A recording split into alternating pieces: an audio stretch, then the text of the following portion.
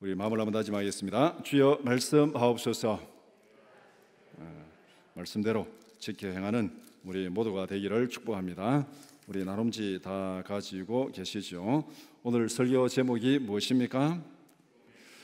죽음의 권세를 이기셨다. 죽음의 권세를 이기셨다. 우리 모두가 원하는, 바라는 그런 말씀입니다. 질문 1번 시작. 요람에서 무덤까지라는 말에서 무덤은 무엇을 의미합니까? 옛날에 복지국가를 얘기할 때 요람에서 무덤까지 이렇게 할 때 무덤은 무엇을 의미합니까? 죽음을 의미하는 거죠. 태어나서부터 죽을 때까지, 태어나서부터 죽을 때까지 이런 의미가 이제 무덤이 죽음을 상징하는 것이죠. 질문 2번 시작. 어떤 곳에 무덤이 생겼다는 것은 무엇을 의미합니까? 무엇을 의미합니까? 무덤이 생겼다. 누군가 죽었다는 거죠. 여러분들은 잘 느끼지 못했을지 모르겠는데 요사이는 또 이렇게 사람들이 화장을 많이 해가지고 무덤을 잘 안 만드니까 또 그럴 수 있는데, 제가 한 10년 전, 20년 전에는 시골에 이렇게 성묘하러 가다 보면은 1년에 한 번씩 그 산에 가잖아요. 가다 보면은 없던 무덤이 1년 사이에 생겼어요. 여기도 생기고 저기도 생기고, 또 그 다음에 가면은 또 없던 무덤이 여기도 생기고 저기도 생겼어요. 그러면은 그 밭주인이 있죠. 밭주인, 이 집 어른이 돌아가시는 모양이구나. 또 1년 뒤에 가면은 또 저쪽에 무덤이 생겼어요. 또 이 집 어른이 돌아가시는 모양이구나. 그래서 무덤이 생겼다는 것은 누군가가 죽었다는 거죠. 죽어서 거기에 묻혔다는 의미입니다. 질문 3번 시작. 무덤은 인간의 자랑입니까? 비극입니까? 뭐죠? 무덤은 비극이죠. 죽음이니까. 그런데 왜 사람들은 무덤을 자랑할까요? 우리 이렇게 가보면 무덤을 막 꾸미고 막 크게 하고 막 이렇게 막 위대하게 하고 막 이렇게 사람들이 무덤을 막 자랑하는데, 그게 참 한편으로 생각하면 이해가 잘 안 되는 부분이에요. 무덤은 인간의 비극인데 또 사람들은 자기 부모들의 무덤, 조상의 무덤을 막 꾸미가면서 장식을 하고, 살아있을 때는 별로 효도도 잘 안 하면서 또 무덤 앞에 가서는 또 막 굉장히 효도하는 척도 하고, 하여간 좀 저도 예외는 아니지만은 이렇게 우리가 좀 앞뒤가 안 맞는 그런 행동을 할 때가 많이 있습니다. 근데 어쨌든 무덤은 인간의 자랑이 아닙니다. 비극입니다. 죽음을 상징하기 때문에. 오늘 요한복음 20장 말씀을 읽었는데, 요한복음 20장은 예수님의 죽음 이후의 사건, 무덤 이후의 사건, 무덤에 장사 지낸 이후의 사건을 기록하고 있습니다. 예수님의 생애는 죽음으로 끝난 것이 아닙니다. 요한복음 20장은 예수님의 높아지심에 대해서 말씀하고 있습니다. 요한복음은 처음부터 예수님의 십자가의 죽으심을 높아짐으로 영광 받는 걸로 그렇게 묘사를 했습니다. 그러면은 예수님께서 십자가에 달렸다가 무덤에 장사 지낸 바 되었는데 그 다음에 높아지는데 어떻게 높아지고 있는가, 그것을 말씀하고 있습니다. 무덤에까지 낮아지신 예수님께서 어떻게 높아지시는지, 그 이후에 죽음 이후의 사건을 요한복음은 그 이후에 이제 승천까지 그렇게 설명을 하고 있습니다. 오늘 요한복음 20장 1절에서 20절을 두 부분으로 나누어서 함께 살펴보고자 합니다. 첫 번째는 무덤을 찾아간 사람들 1절에서 10절 말씀, 두 번째는 예수님이 찾아오심 11절에서 20절 말씀입니다. 첫 번째, 무덤을 찾아간 사람들입니다. 질문 11번 시작. 새벽에 예수님의 무덤을 찾은 막달라 마리아는 무엇에 놀랐습니까? 마리아는 예수님의 무덤에서 두 가지 사실에 놀랐습니다. 그래서 새벽에 다른 성경에 보면은 이제 향품을 준비해 가지고 그렇게 예수님의 무덤을 찾았습니다. 이렇게 복음서를 다 종합해 보면은 예수님이 이 죄인으로 이렇게 십자가에 못 박아 죽고, 그 다음에 이게 안식일 전에 허겁지겁 장례를 했기 때문에 이 시체 향품도 제대로 바르지 못하고 넣지도 못하고 그렇게 속된 말로 막 대충 이렇게 좀 장례를 지냈기 때문에 이 막달라 마리아가 이제 안식 후 첫날 이제 이 무덤에 가가지고 좀 이렇게 좀 장례 후속 조치를 잘하기 위해서 향품을 준비해서 갔는데, 가면서 또 걱정을 많이 합니다. 무덤에 문에 돌이 막혀 있는데 그 돌문을 누가 열어줄까 이런 걱정을 하면서 이제 무덤에 갔는데, 마리아가 오늘 이 본문의 무덤에서 두 가지 사실을 보고 놀랍니다. 첫 번째, 무덤 입구를 막고 있던 돌이 옮겨져 있습니다. 무덤에 문이 열렸다는 것입니다. 이것은 이제 우리나라 장례 풍습하고 조금 다른데, 우리는 그냥 땅 속에 매장을 하니까 무덤에 문이 없습니다. 그런데 유대인들의 장례 풍습은 돌이나 동굴에 구멍을 뚫어가지고 시체를 거기 넣고 입구를 그냥 이렇게 돌로 막아놓는, 큰 돌로 입구를 막아놓는, 그러니까 그 사막 기후, 건조한 날씨 기후니까 뭐 그것이 가능한 겁니다. 우리나라 같은 날씨에 그래 놓으면 막 냄새 나고 뭐 구더기 나오고 뭐 난리가 나겠죠. 그러니까 우리나라 땅이 묻어야 되고, 그래서 이 입구를 이렇게 큰 돌로 막아놨는데 그 돌이 옮겨져 있습니다. 무덤 문이 열렸다는 거죠. 그래서 아무튼 무덤 문이 열렸다는 것은 기분이 좀 선긋한 거 아닙니까? 무덤 문이 열렸다는 것은 기분이 선긋한 것이죠. 여러분들은 어느 뭐 부모 묘소나 어디 묘소에 갔는데 묘가 파져 있다. 묘가 파져 있다. 기분이 어떻게 했습니까? 이게 지금 뭔가 지금 굉장히 찜찜한 그런 일입니다. 그 다음에 두 번째는 무덤에서 예수님의 시신이 없어졌습니다. 시체가 도난당한 거다. 시체가 없어졌습니다. 마리아는 향품을 준비해서 새벽에 무덤을 찾았는데 무덤에 시체가 없어졌습니다. 이거 보통 일이 아니죠. 이게 정말 보통 일이 아니잖아요. 새벽 일찍이 그렇게 찾아갔는데 무덤 문이 열리고 시체가 없어졌습니다. 그래서 이 마리아는 달려가서 베드로와 요한에게, 제자들에게 이 사실을 알렸습니다. 새벽에 무덤을 찾은 마리아가 발견한 사실 두 가지: 예수님의 무덤을 막고 있던 돌문이 열렸다, 무덤의 문이 열렸다. 두 번째, 예수님의 시체가 없어졌다. 마리아로서는 아주 충격적인 사실이 아닐 수 없습니다. 그래서 여기서 본문이 전하고있는 핵심이 뭡니까? 예수님의 무덤에 시체가 없다. 예수님의 무덤에 시체가 없다. 새벽에 제일 먼저 무덤을 찾은 그 사람이 발견한 것은 무엇 영문인지는 모르지만은 어쨌건 예수님의 무덤에는 시체가 없고 예수님의 무덤은 빈 무덤이었다. 이걸 지금 첫 번째 무덤을 찾은 사람이 발견한 사실입니다. 예수님의 무덤에는 시체가 없고 빈 무덤이다. 그 다음에 질문 12번 시작. 베드로가 확인한 무덤 안의 상황은 어떠했습니까? 베드로는 마리아로부터 충격적인 사실을 들었습니다. 무덤 문이 열렸고 시체가 없어졌다 그러니까 즉시 무덤으로 달려갔습니다. 요한도 함께 달려갔습니다. 본문에 보면은 요한은 달리기는 요한이 훨씬 더 잘했습니다. 그래서 요한이 먼저 무덤에 도착했는데 용기는 없어가지고 무덤 안에 들어가지는 못하고 밖에서만 이렇게 보고 있었습니다. 늦게 도착한 베드로가 달리기는 잘 못했지만은 용기는 있어가지고 무덤 안으로 들어갔습니다. 들어가서 확인을 해보니까 예수님의 무덤 안에는 예수님의 시신이 없었습니다. 이제 밖에서 들여다보는 것하고 혹시나 또 안에 또 이렇게 구석이 있는지 모르니까 들어가 보니까 무덤에 시신이 없었습니다.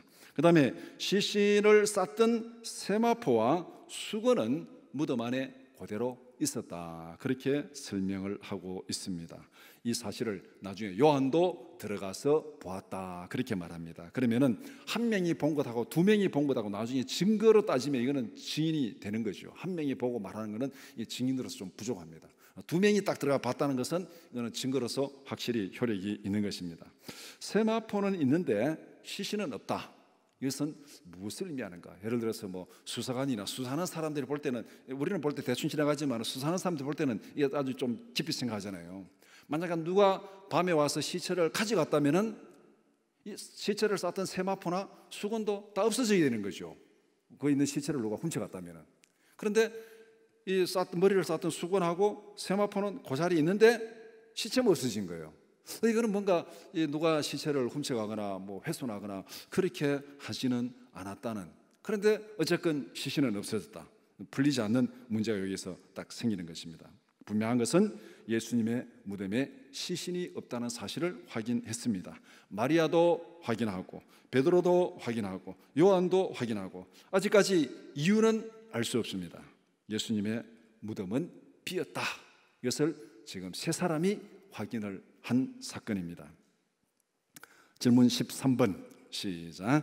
빈 무덤을 확인한 제자들이 고민에 빠진 이유는 무엇입니까? 제자들은 예수님의 무덤을 확인했습니다. 예수님의 시신이 없다는 것을 확인했습니다. 하지만 시체가 없어졌다는 그 이유를 알 수가 없었습니다. 이것이 무덤을 확인한 제자들이 고민에 빠진 이유입니다. 가서 다 봤는데 시체가 없어요. 근데 시체가 없는데 왜 시체가 없어졌는지 이유도 모르겠고 거기에서 무슨 뭐 단서를 찾을 수도 없고 도대체 어떻게 된 거냐? 어떻게 된 거냐? 그래서 지금 고민에 빠져가지고 어떻게 뭐 할 바도 모르고 막 고민하면서 이제 집으로 돌아가는 그 모습을 본문에서 설명하고 있습니다. 그런데 성경은 제자들이 고민에 빠진 이유를 이렇게 설명합니다. 9절 말씀에 보면은 우리 9절 한번 같이 읽겠습니다. 9절에 시작. 그들은 성경에 그가 죽은 자 가운데서 다시 살아나야 하리라 하신 말씀을 아직 알지 못하더라. 그들이 고민에 빠진 이유는 이걸 모르기 때문에 고민에 빠졌다는 거예요. 이 말씀은 예수님께서 제자들에게 여러 번 말씀하셨습니다. 내가 죽은 다음에 3일 만에 살아나리라. 이 말씀을 깨달았다면은 아마 제자들은 고민에 빠지기보다는 놀라면서 예수님이 살아나셨구나, 어디로 가셨을까? 이제 그 다음에 이제 어떻게 보면 관심과 초점이 다른 데로 갈 텐데, 지금 이 말씀을 모르니까 도대체 시체가 어디로 갔냐, 시체가 어디로 갔냐, 여기만 지금 딱 매여 있는 거죠. 그래서 제자들은 그 말씀을 여러 번 들었지만은, 예수님은 제자들에게 여러 번 말씀하셨습니다. 예루살렘을 올라가면서, 유월절 올라가면서 여러 번 말씀했는데 제자들은 그것을 깡그리 잊어먹고 있습니다. 생각도 하지 않고 있습니다. 왜냐하면 그 말씀을 할 때 그것은 아예 무시한 겁니다. 무시한 거. 말도 안 되는 얘기고 뭔가 예수님이 좀 잘못하시는 얘기인 것 같다. 그래서 그들의 생각으로는 도저히 있을 수 없는 일이라고 판단했기 때문에 예수님이 여러 번 말해도 그것은 듣지 않았습니다. 그거 마음에 새겨두지도 않았고 다 잊어버렸습니다. 분명히 들었지만은 다 흘려버리고 잊어버리고 무시해버렸습니다. 그래서 빈 무덤 앞에서 고민에 빠진 것입니다. 여기에 사실 포인트가 있는 거예요. 빈 무덤 앞에서 예수님께서 하신 말씀을 기억했다면 고민에 빠질 이유가 없는데, 그 문제가 다 해결되었는데 그 예수님께서 하신 말씀을 잊어버리고 무시해버리고 다 흘려버렸으니까 이 고민이 풀려지지 않는 것입니다. 예수님의 말씀에 해답이 있었는데 그들은 그것을 무시했습니다. 이사야 선지자가 예언한 것이 바로 이 말씀입니다. 마태복음 13장 14절 말씀 우리 같이 보겠습니다. 시작. 이사야의 예언이 그들에게 이루어졌으니 일러스되 너희가 듣기는 들어도 깨닫지 못할 것이요 보기는 보아도 알지 못하리라. 듣기는 들어도 깨닫지 못하고 보기는 보아도 알지 못하리라. 이게 무슨 얘기냐? 뭐 들으면 알지 왜 모르냐? 그런데 지금 이 예언의 말씀이 제자들, 예수님의 무덤에 온 제자들에게 그대로 확인되고 있잖아요. 그들은 이 말씀을 수도 없이 들었습니다. 들었는데 그들은 깨닫지 못했어요. 그 증거를 봤습니다. 내가 다시 살아나리라 말씀한 그 증거를, 지금 빈 무덤을 봤는데도 이해가 안 되는 거예요. 그러니까 보기는 보고 듣기는 들어도 깨닫지 못한다는 그 말씀이 여기 있으면 그대로 이루어진 거죠. 무덤을 찾은 사람들은 궁금증을 해결할 수가 없었습니다. 예수님의 말씀에 그 답이 있고 열쇠가 있는데 그걸 무시하고 나니까 이 궁금증을 해결할 수 없는 거예요. 오늘날 우리는 어떻습니까? 우리가 인생을 살아가다 보면은 여러 가지 문제들, 고민들이 많이 있습니다. 그런데 그 문제들, 고민들 우리의 삶 속에서 해답을 찾을 수가 없습니다. 그런데 하나님의 말씀에 해답이 있는데, 말씀을 깨달으면 해답이 보이는데 우리가 말씀을 무시하기 때문에 해답을 찾지 못하고 고민하고 걱정할 때가 없는지 우리가 한번 자세히 봐야 됩니다. 우리 인생에 부활을 대입하지 않으면 풀리지 않는 문제가 너무나도 많습니다. 부활을 대입하지 않으면, 부활이 없다면 우리 인생에 풀리지 않는 문제가 너무나도 많아요.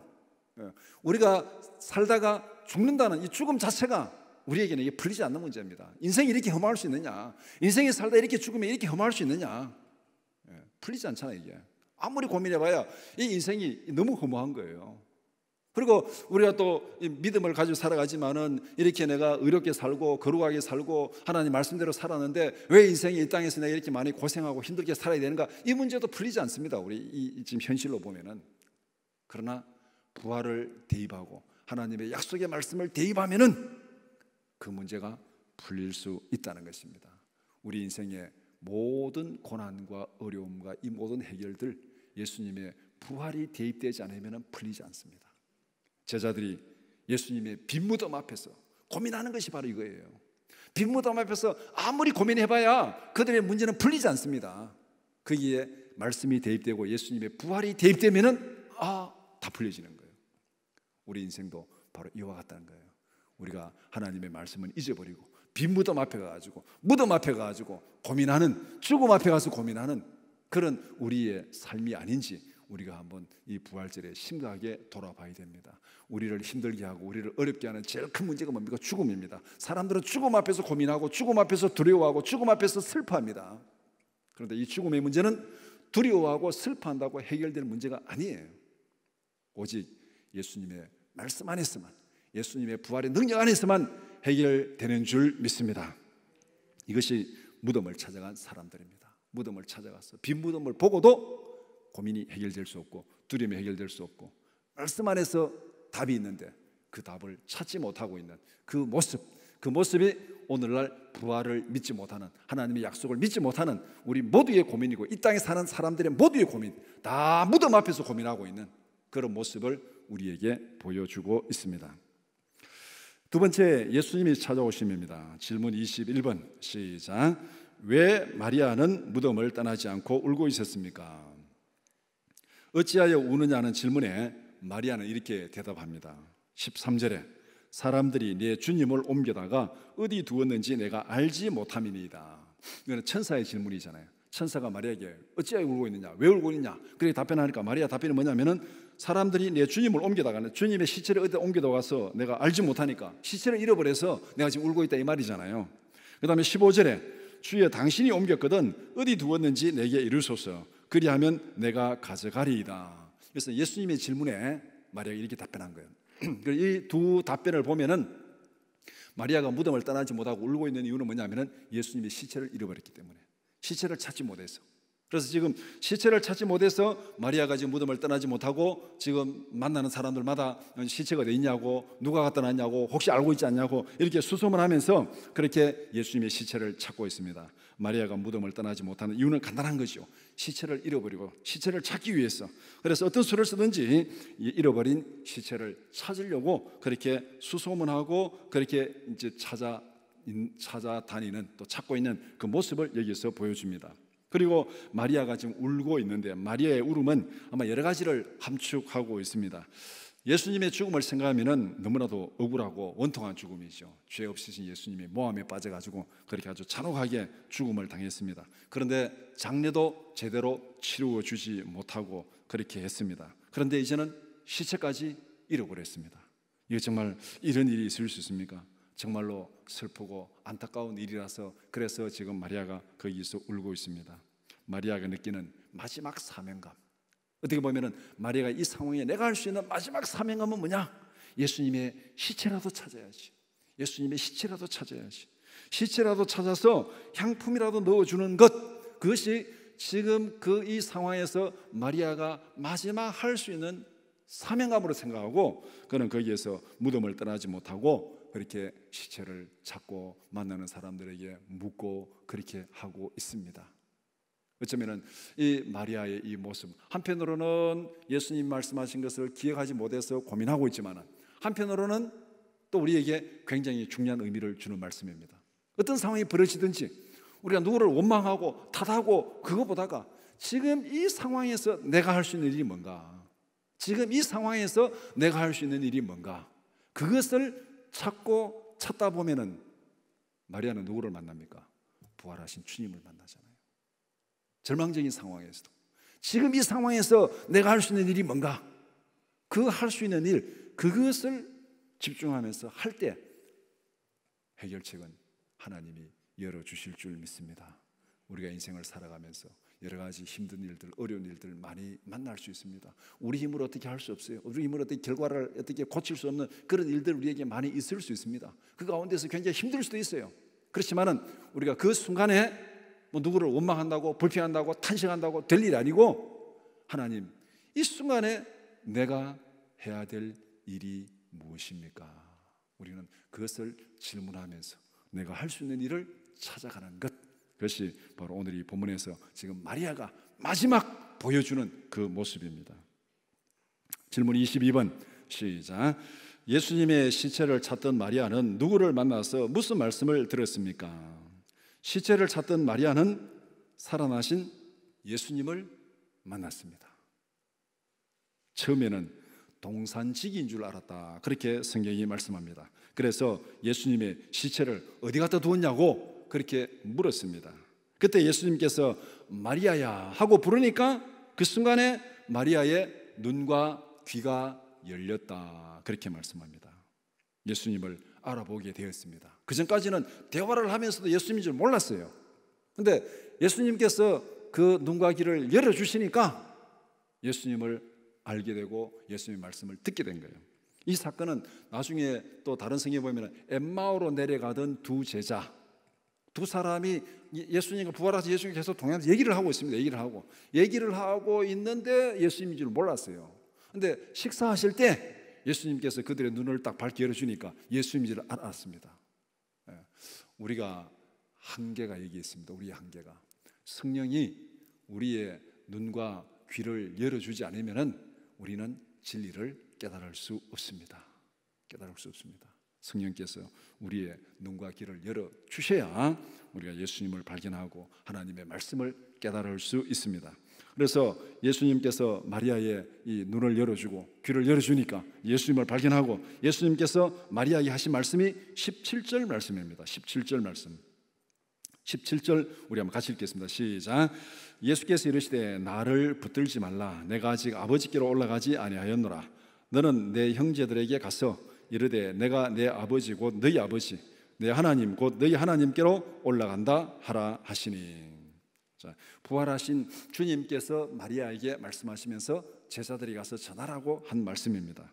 이 17절 전반부 말씀, 이 부분은 우리가 아직 이게 뭔지 참 해석이 굉장히 조심스럽고 그냥 막 구태 해석하려는 것보다 일단 접어두는 것이 맞습니다. 이 말씀 그대로 접어두고, 후반부에 보면은 너는 내 형제들에게 가서 이르되 내가 내 아버지고 너희 아버지 내 하나님 곧 너희 하나님께로 올라간다 하라, 이렇게 말씀하고 있습니다. 이 후반부 내용을 정리해 보면은 너는 내 형제들에게 가서 전하라. 내 형제, 제자들이 가서 전하라는 말이 예수님께서 내 형제들이다 그렇게 하는 거죠. 그 다음에 내가 내 아버지 곧 너희 아버지께로 간다. 그 다음에 내가 내 하나님 곧 너희 하나님께로 올라간다. 여기서 지금 예수님과 예수님이 말하는 내 형제들, 제자들과 같이 동일시하는 거죠. 간단히 정리하면은 예수님의 아버지가 우리 아버지입니다. 예수님의 하나님이 우리 하나님입니다. 예수님과 우리는 하나라는 것이죠. 하나라는 것, 믿음 안에서 영원히 함께하는 하나라는 것입니다. 이 믿음의 고백이 구약의 룻기서 보면은 룻이 고백하는, 어머니가 가는 곳에 나도 가고 어머니의 백성이 나의 백성이고 어머니의 하나님이 나의 하나님이고, 어머니가 죽는 그곳에 나도 거기서 죽겠습니다. 하나라는 거잖아요. 예수님이 바로 여기서 그 말씀하고 있습니다. 부활하신 예수님께서 나와 너희들은 하나다, 나와 너희들은 하나다. 이 말은 뭐냐면은 내가 살아났으니 너희들도 영원한 생명과 영원한 영광을 누리게 될 것이다. 이것을 분명히 말씀하고 있습니다. 이것이 부활의 소망이요 부활을 믿는 믿음이 주는 기쁨인 줄 믿습니다. 나와 너희는 하나다. 나와 너희는 하나다. 예수님의 부활이 중요한 이유가 바로 여기에 있습니다. 질문 23번 시작. 두려워 떨고 있던 제자들이 기뻐한 이유는 무엇이었습니까? 제자들은 마리아가 전하는 말을 들었습니다. 내가 예수님을 보았다. 예수님께서 내게 이런 말씀을 하셨다. 지금 이 17절에서 말씀한 이 내용을 18절에 보면은 가서 말씀을 전했습니다. 그런데 제자들은 여전히 마리아의 말을 믿지를 못하고 있습니다. 오히려 마음이 더 복잡해졌습니다. 시체를 잃은 것도 지금 마음이 복잡하고 이해가 안 되는데 거기 하나 더 해가지고 예수님이 살아났다, 내가 예수님을 만났다, 예수님이 내게 이런 말씀을 하셨다. 그러니까 이게 문제가 더 복잡해지잖아요. 풀리는 게 아니라. 그래서 제자들은 문제가 지금 더 복잡해져가지고 뭐 어떻게 될지 모르겠다. 엠마오로 내려가는 제자들도 똑같은 얘기를 했잖아요. 근데 막 이렇게 사람들이 예수님이 살아났다는 소문도 있고 그러니까 우리가 지금 뭔지를 모르겠다. 막 그렇게 더 문제가 지금 복잡해진 그런 모습입니다. 그래서 이 제자들의 궁금증은 그 의문, 궁금증의 도를 넘어가지고 이제는 두려움으로 발전합니다. 야, 이게 지금 도대체 무슨 일이냐, 이게 막 이제 두려움이 되는 거예요. 처음에는 궁금하고 이게 어떻게 될까 의심하다가 나중에는 그 의심이 도를 넘어가지고 이제 두려움으로 뭔가 막 살벌해지는 그런 두려움을 느끼는 그 모습을 오늘 본문에서 말씀하고 있습니다. 제자들이 두려움에 질려서 문을 닫고 모여 있었습니다. 다른 성경에 보면 문을 안에서 걸어 잠그고, 여기서 문을 닫았는데 문을 잠그고 그 안에 모여 있었습니다. 그날이 안식 후 첫날이다. 그렇게 말해요. 안식 후 첫날. 안식 후 첫날 그들이 두려워서 모여 있었습니다. 문을 닫고 있었는데 거기에 누가 나타났습니까? 예수님이 나타났습니다. 닫혀진 문에 그냥 문도 안 열리고 들어오셨어요. 들어오셔가지고 사람들이 다 놀랐겠죠. 놀랐는데 예수님께서